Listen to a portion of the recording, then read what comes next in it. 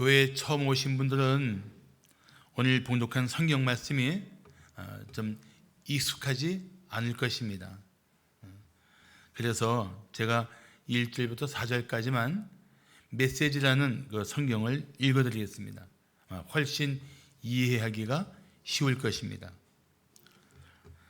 얼마 전까지만 해도 여러분은 죄로 인해 낡고 정체된 삶에 빠져 있었습니다. 그때 여러분은 참된 삶에 대해서는 아무것도 모르고 이 세상이 가르쳐 주는 대로 살았습니다. 여러분은 더러운 불신을 폐에 가득 채우고서 불순종의 기운을 내뿜었습니다. 우리는 너 나 없이 자기가 하고 싶은 것을 마음대로 하며 그렇게 살았습니다. 우리 모두가 같은 배를 타고 있었던 것입니다. 하나님께서 평정심을 잃고 우리 모두를 쓸어버리지 않으신 것은 정말로 놀라운 일입니다. 오히려 하나님은 한없는 자비와 믿을 수 없을 만큼 엄청난 사랑으로 우리를 품어주셨습니다. 좀 더 이해하기 쉽죠? 아직도 어려워요. 교회에서는 은혜라는 말을 아주 자주 사용합니다. 이 은혜라는 말의 뜻, 교회 안에서 쓰는 이 은혜라는 말의 뜻은 도저히 받을 자격이 없는 자에게 조건 없이 거저 베푸시는 하나님의 사랑, 하나님의 호의를 말합니다. 이 은혜라는 단어에는 두 가지 특징이 있습니다. 하나는 도저히 받을 자격이 없는 자가 받는다는 것입니다. 은혜를 받을 만한 자격이 있어서 받느냐? 그게 아니라는 것입니다. 또 하나는 그 은혜는 도저히 갚을 수가 없다는 것입니다.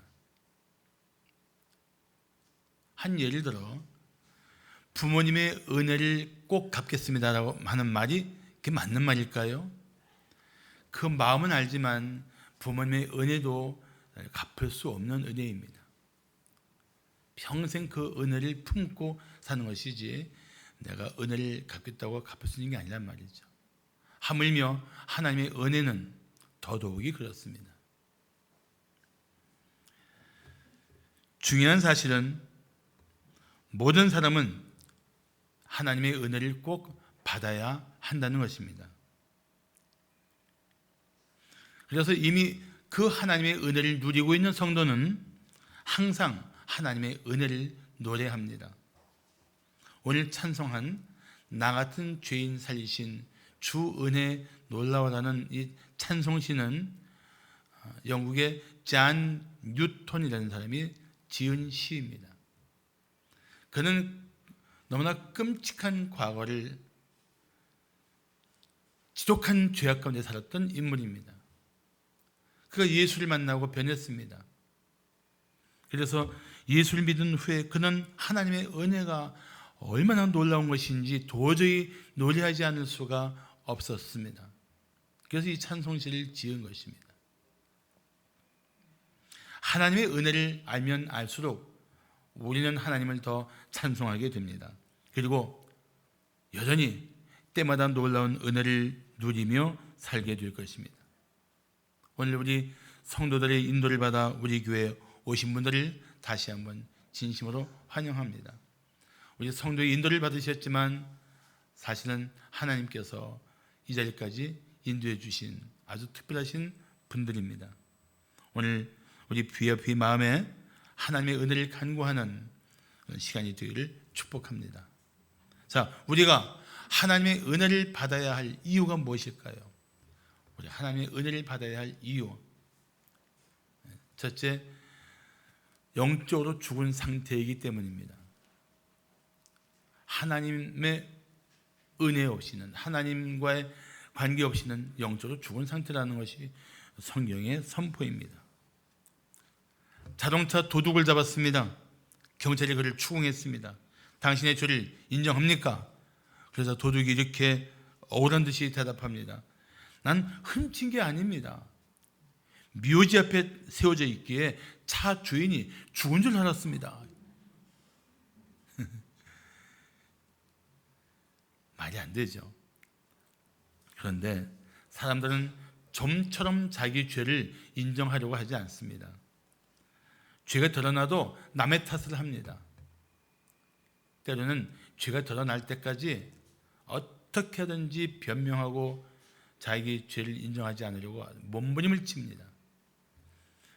그런데 사실 이 죄의 결과는 그렇게 호락호락한 것이 아닙니다. 우리의 죄의 결과로 우리는 결국 죽음을 맞이하게 됩니다. 죄의 결과는 끔찍하게도 죽음입니다. 그런데 사람들은 죽음을 두려워합니다. 그래서 죽지 않으려고 몸부림칩니다. 그러나 어느 누구도 죽음을 피할 수가 없습니다. 그런데 당신이 이미 죽은 상태라는 사실을 안다면 이건 얼마나 끔찍한 일입니까? 그런데 성경은 하나님을 알지 못하는 사람들, 하나님과 관계없는 사람들을 죽었다고 표현합니다. 자, 오늘 함께 봉독하셨던 1절 말씀을 보시면 그가 허물과 죄로 죽었던 너희를 살리셨다고 말씀하고 있습니다. 예수를 만나기 전까지 우리는 허물과 죄로 죽었던 존재입니다. 이런 죽음은 하나님과 단절되었다는 뜻입니다. 그래서 우리는 이 죽음을 영적 죽음 또는 영적 사망이라고 말합니다. 몸은 멀쩡히 살아있는데 정신도 살아있는데 영적으로는 하나님과 끊어진 상태, 이게 영적인 죽음이란 말이죠. 이 영적 죽음은 바로 허물과 죄의 결과입니다. 성경이 말하는 허물이 무엇일까요? 성경이 말하는 허물은 하나님의 법을 위반한 상태입니다. 성경이 말하는 죄는 하나님의 관역에 맞추지 못했다는 것입니다. 하나님의 뜻에 따르지 못하고 그 뜻을 맞추지 못했다는 것입니다. 한마디로 죄에 빠진 채 하나님을 떠난 사람을 성경은 영적으로 사망했다고 선고를 내린 것입니다. 그래서 영적으로 사망한 증거가 무엇입니까? 하나님을 사랑하지 않습니다. 하나님을 찾지도 않습니다. 하나님이 없다고 부정합니다. 하나님 두려운 줄 몰라 하는 거예요. 이런 삶이 바로 영적으로 사망한 증거입니다. 죄는 하나님과 우리의 관계를 단절시킵니다. 그래서 2절은 말씀하기를 그때 너희는 그 가운데서, 그때는 허물과 죄로 죽었던 때를 말하고 그 가운데는 허물과 죄 가운데서 행하여 어떻게 살았습니까? 이 세상 풍조를 따르고 공중의 권세 잡은 자 사탄을 따랐으니 곧 지금 불순종의 아들들, 하나님의 말씀을 따르지 않는 그런 불신자들 가운데서 역사하는 영이라는 것입니다.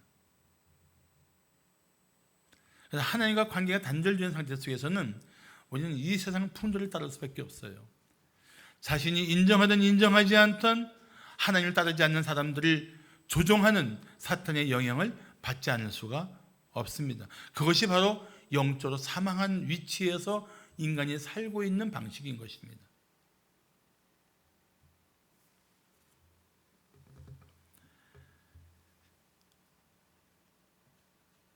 마틴 로이드 존스 목사라는 분은 이런 말을 했습니다.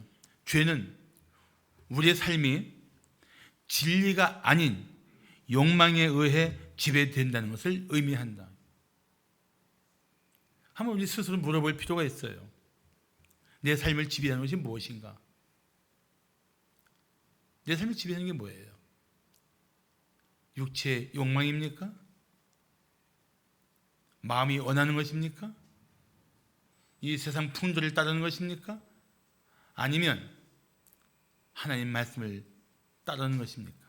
하나님께서 주신 말씀이 내 마음을, 생각을 지배하고 있습니까? 이 분명한 차이가 있단 말이죠. 하나님 없이 사는 사람은 죄를 이길 힘도 없지만 욕망을 뿌리칠 힘도 없습니다. 그래서 3절 말씀하기를 전에는 우리도 다 그 가운데서 행하여 그 가운데서 우리 육체의 욕심을 따라 지내며 육체의 욕심을 따라 지내며 육체와 마음에 원하는 것을 하여 다른 이들 믿지 않는 사람들과 같이 본질상 진노의 자녀였다는 것입니다. 전에는 우리도 하나님 앞에 돌아오기 전까지, 예수를 믿기 전까지 우리도 똑같이 그렇게 살았다는 거예요.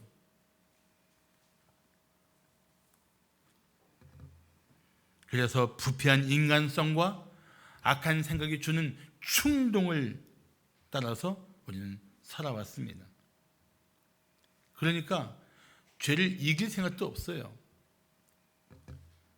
죄를 벗어날 힘조차 없지만 죄의 쾌락을 뿌리칠 생각도 없습니다.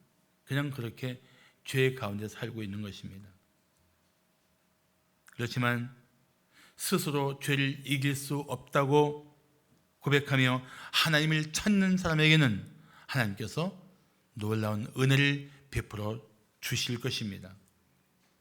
그렇다면 죄에 빠져 있다고 생각하는 사람에게 이 하나님의 은혜가 얼마나 필요합니까? 하나님, 저는 하나님 없이 살아왔습니다. 영적으로 죽은 존재입니다. 세상의 죄를 이길 힘도 없이 살아왔습니다. 저는 지금 하나님의 은혜가 필요합니다. 이 고백이 나오지 않겠습니까? 자, 우리가 하나님의 은혜를 받아야 할 이유가 무엇일까요?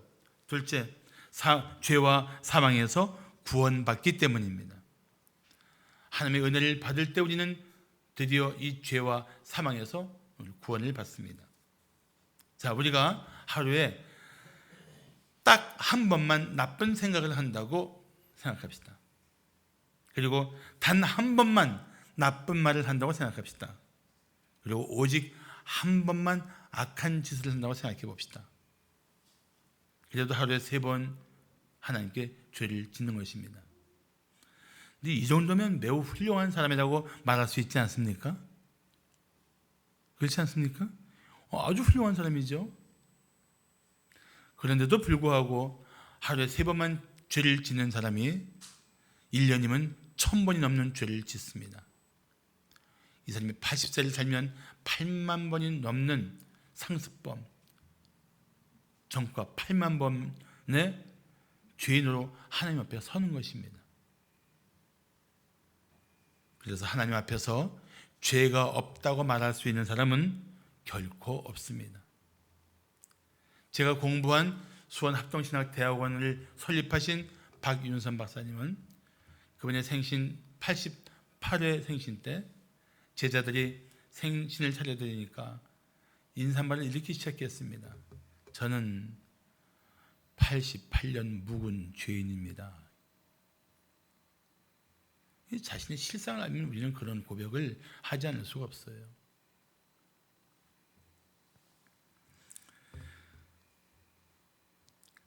그래서 성경은 이런 선포를 합니다. 모든 사람이 죄를 범하였음에 하나님의 영광에 이르지 못하더니, 모든 사람이 죄인이라는 것입니다. 그런데 하나님은 이 죄에 빠져 살다가 영원한 심판을 받아 마땅한 죄인을 구원하기를 원하십니다. 그 이유가 궁금하지 않습니까? 아니, 왜요? 왜 나 같은 죄인을 구원하기를 원하십니까? 죽음 마땅한 나 같은 자를 왜 구원하려고 하십니까? 궁금하지 않습니까? 오늘 본문에 그렇게 하시려는 하나님의 성품 3가지가 나옵니다. 4절에 보시면 4절에 이런 말씀이 나옵니다. 긍휼이 풍성하신 하나님. 4절에 또 이런 말씀도 나옵니다. 우리를 사랑하신 그 큰 사랑. 긍휼이 풍성하신 하나님, 우리를 사랑하신 그 큰 사랑의 하나님. 7절에는 이런 말씀이 나옵니다. 자비하신 하나님. 큰 사랑이라는 말은 인간이 지은 어떤 죄도 다 품어줄 수 있고 다 해결해 줄 수 있을 만큼 넉넉한 사랑을 말합니다. 풍성한 자비와 긍휼은 어떤 죄인도 용서할 수 있고 어떤 죄인도 품어줄 수 있는 하나님의 마음을 의미합니다.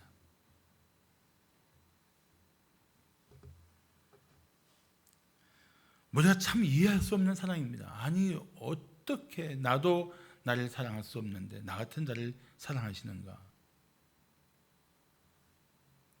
이와 함께 중요한 동기가 있습니다. 7절을 보시면 그 은혜의 지극히 풍성함을 오는 여러 세대에 나타내려 하신다고 말씀합니다. 나 같은 자를 향하여 은혜를 베푸신 하나님, 그 하나님의 은혜가 얼마나 지극히 풍성한지를 나를 통해서 다른 사람들에게 나타내신다는 거예요. 자, 위대한 그림을 보면서 우리는 묻습니다. 야, 이 그림 정말 대단하다. 이건 누가 그린 그림이야? 그 작가를 주목하기 시작합니다.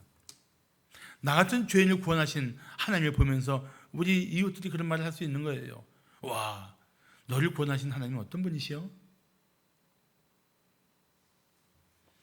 도저히 구원받지 못할 죄인이 구원받은 것을 보면서 우리는 그렇게 묻지 않습니까? 하나님 왜 저런 죄인을 구원하셨어요?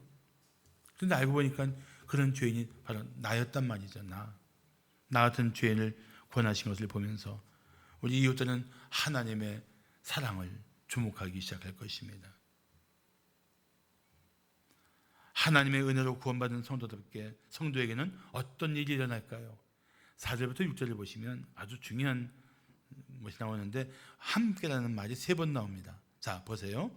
긍휼이 풍성하신 하나님이 우리를 사랑하신 그 큰 사랑을 인하여 허물로 죽은 우리를 그리스도와 함께 살리셨고, 또 이는 은혜로 구원받은 것이라, 또 함께 일으키사 그리스도 예수 안에서 함께 하늘에 앉히시니. 여기 함께라는 말이 3번 나오죠. 그리스도와 함께 살리시고, 그리스도와 함께 일으키시고, 그리스도와 함께 하늘에 앉히셨다. 이게 구원받으면 단순히 죄와 사망에서 구원받는 정도가 아니라 하나님께서 그를 일으켜 존재하게 하시다가 마지막 날 예수님께서 천국에서 맞아주시는 그런 영원한 영광을 누리게 된다는 것입니다. 그게 구원의 결과예요.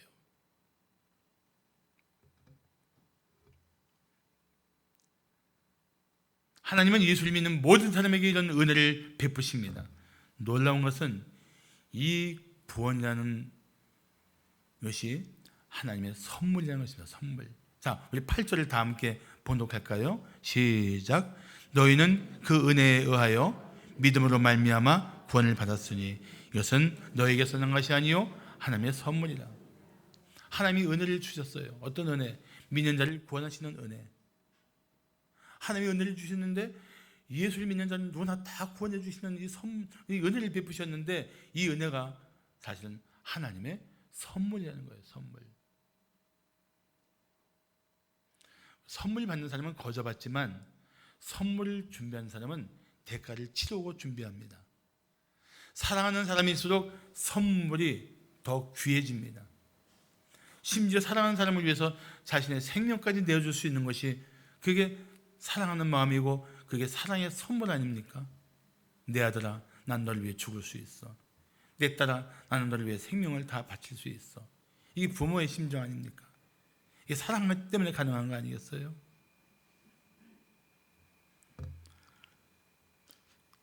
하나님은 이 선물을 준비하기 위해서 엄청난 대가를 치르셨습니다. 나 같은 죄인을 구원하기 위해서 예수님을 십자가에 내어주시고 내 죄를 거저 다 해결하신 거예요. 그리고 예수를 믿기만 하면 나를 구원해 주시는 이 선물을 하나님은 예비하신 것입니다. 예수를 내어주실 만큼 나를 사랑하시고 그 은혜로 나를 구원하기를 원하시는 만큼 희생을 하신 것입니다. 누가요? 하나님이. 누굴 위해서요? 나 같은 죄인을 위해서. 이 큰 은혜 앞에 그래서 우리는 자랑할 것이 없습니다. 오늘 9절을 말씀하기를 행위에서 난 것이 아니니 이는 누구든지 자랑하지 못하게 함이라고 말씀합니다. 자랑할 것이 있다면 십자가의 예수님이고 하나님의 은혜인 것입니다. 모든 성도는 이 은혜로 구원받은 것을 기뻐하며 하나님을 찬양해야 마땅합니다. 마지막으로 우리가 하나님의 은혜를 받아야 할 이유가 무엇일까요? 셋째, 새로운 존재로서 변하기 때문입니다. 하나님의 은혜 속에 붙들리면 우리는 새로운 존재로 변합니다.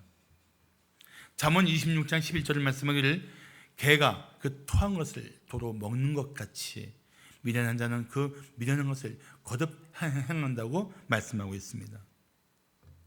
우리가 죄를 지은 후에 잠시 후회하며 자책하는 것은 하나님께서 우리 안에 양심을 주셨기 때문에 양심.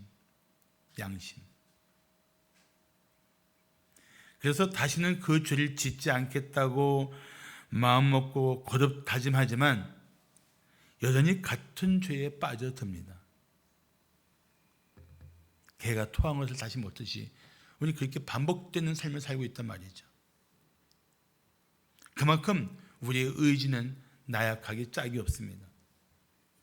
그리고 죽을 걸 뻔히 알면서도 불 속으로 뛰어드는 불나방처럼 우리는 죄의 쾌락을 쫓아갑니다.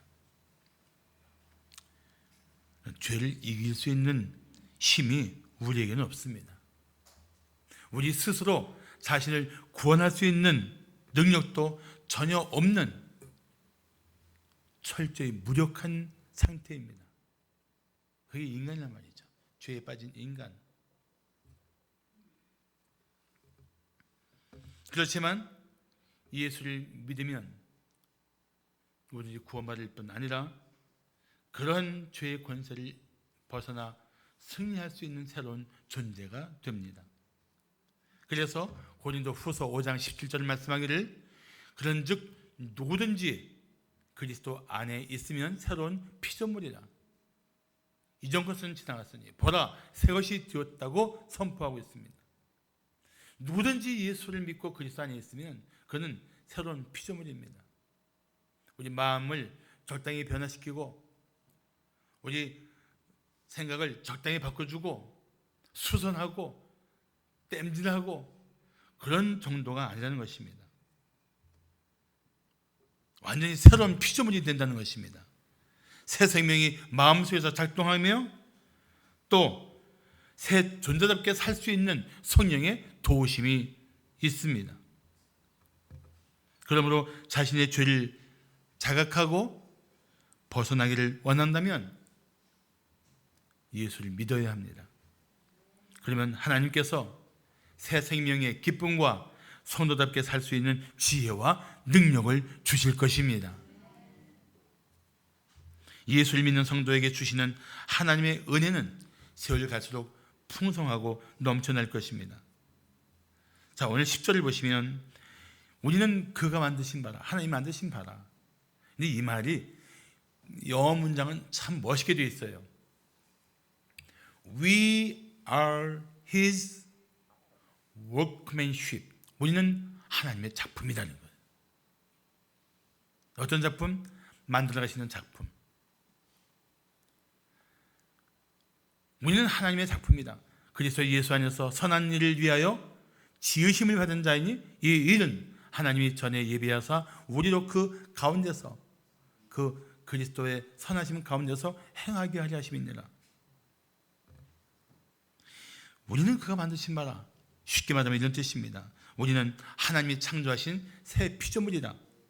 그것도 아주 훌륭하게 만들고 계신 하나님의 작품이다. 예수 안에 있으면 우리는 새로운 존재가 되고 새롭게 빚어가시는 하나님의 작품이 돼요. 지금 완성되지 않았지만 계속 하나님이 지금 빚어가고 계신 거예요. 그래서 그리스도 안에 있으면 어제보다 오늘보다 내일이 더 점점 사람이 예수님을처럼 변하게 되는 것입니다. 아마 우리 좌우에 있는 분들에게 이렇게 한번 인사하실까요? 성도님은 하나님의 걸작품입니다. 시작. 성도님은 하나님의 걸작품입니다. 정말이에요. 예수 안에 있는 사람은 하나님의 걸작입니다. 걸작. 전에는 죄로 인해서 엉망진창이었던 인생이 하나님의 작품으로 지금 빚어지고 있는 것입니다. 얼마나 놀라운 변화입니까?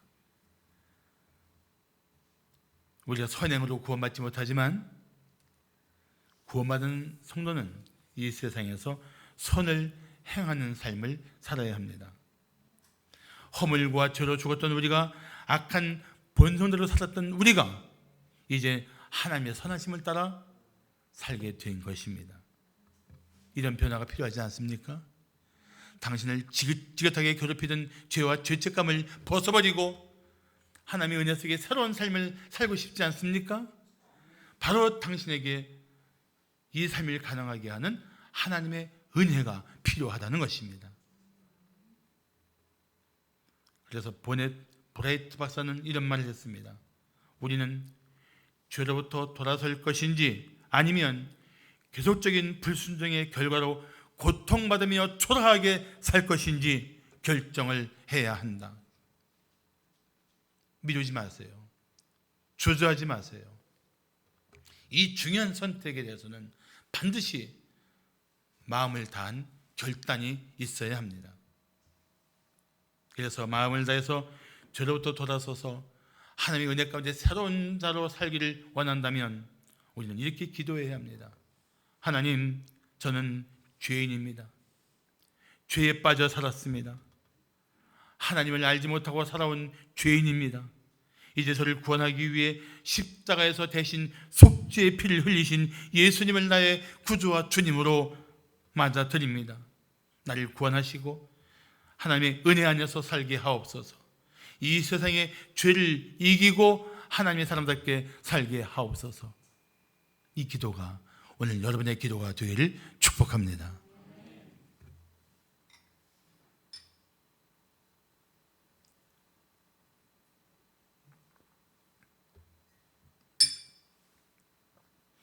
(21세기의) 바울이라고 불리는 사람이 있습니다. 극적인 회개로 삶이 변했기 때문입니다. 그의 이름은 척 콜슨입니다. 이 콜슨은 닉슨 정부의 핵심 인물이었습니다. 닉슨 대통령의 특별 고문으로 백악관에서 그는 권세와 명예를 누렸습니다. 콜슨은 닉슨 대통령을 위해 수단과 방법을 가리지 않았기 때문에 악랄한 냉혈 인간이라는 악평을 들었습니다. 콜슨은 조직폭력배를 동원해서 반전 시위자를 제압했고, 닉슨은 공화당 소속인데 민주당을 지지하는 브루킹스 연구소에 불을 질러 닉슨에게 불리한 정치 문서를 빼내자고 제안했습니다. 닉슨 대통령을 반대하는 자들의 명단, 이른바 블랙리스트를 작성하고 관리하기도 했습니다. 그러다가 월터게이트 호텔에 있는 민주당 전국위원회의 사무실을 몰래 침입해서 선거 정보를 빼내다가 발각되었습니다. 이것이 닉슨 대통령의 사임을 불러온 월터게이트 사건입니다. 결국 콜슨은 유죄 선고를 받아 교도소에 수감되었습니다. 교도소에 있는 그는 친구 필립이 보내준 C.S. 루이스의 책 순전한 기독교를 읽다가 자만한 사람은 하나님을 찾지 않기 때문에 자만은 악이다 하는 문장을 읽고 큰 충격을 받았습니다. 자신의 오만함이 하나님을 찾지 않고 내 인생은 내가 살겠다고 내가 인생의 주인이라고 했던 이 자신의 오만함이 하나님 보시기에 죄라는 사실을 그는 인정하지 않을 수 없었습니다. 그리고 그는 눈물을 흘리며 그 자리에서 예수를 영접했습니다. 예수님, 저는 당신을 믿습니다. 당신을 제 마음에 받아들입니다. 내 인생에 들어오시옵소서. 예수를 믿고 구원받은 콜슨은 그의 저서 거듭남이라는 책에서 이런 고백을 합니다. 한번 들어보세요. 교도소에 수감되면서 나는 어떤 면에서 모든 것을 잃었다. 권력, 명예, 자유, 심지어 정체성까지. 당시 나는 죄수 번호인 23226으로 불렸다. 교도소에서 작은 흑백 TV를 통해 내가 3년 반 동안 섬겼던 닉슨 대통령이 사임하는 것을 보아야 했다. 내 인생에서 가장 비참한 순간이었다. 하지만 나는 다른 면에서 모든 것을 찾았다. 바로 살아계신 하나님을 개인적으로 만난 것이다. 내 인생은 예수 그리스도를 만나면서 극적으로 새롭게 되었다. 정말 그런 변이었어요.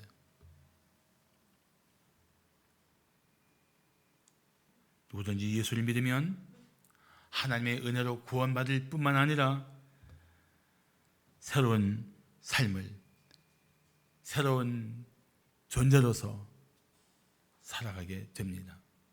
새로운 인생의 목적, 새로운 인생의 가치를 붙들고 살게 됩니다. 하나님은 당신이 죄로부터 벗어나서 하나님의 은혜 안에서 살기를 간절히 원하십니다. 그 이유는 당신을 하나님이 지극히 사랑하시기 때문입니다. 십자가는 하나님이 당신을 사랑하시는 증거입니다. 로마서 5장 8절을 말씀하기를 우리가 아직 죄인 되었을 때에 그리스도께서 우리를 위하여 죽으심으로 하나님께서 우리에 대한 자기의 사랑을 확증하셨다고 말씀하고 있습니다. 하나님 말씀하신 거예요. 내가 독생자 예수를 내어줄 만큼 너를 사랑해. 예수를 믿는 너를 구원하여 이 모든 죄와 사망에서 자유를 얻고 영원한 은혜 가운데 살도록 나는 너를 사랑하고 너를 기다리고 있어. 이게 하나님의 메시지예요. 하나님의 말씀이요, 하나님의 뜻입니다. 오늘 이 자리에서 예수를 당신의 주님, 구주와 주님으로 받아들이십시오. 그리고 하나님의 품에 안기십시오. 당신은 구원받고 새로운 존재로 살아가게 될 것입니다. 기도하겠습니다.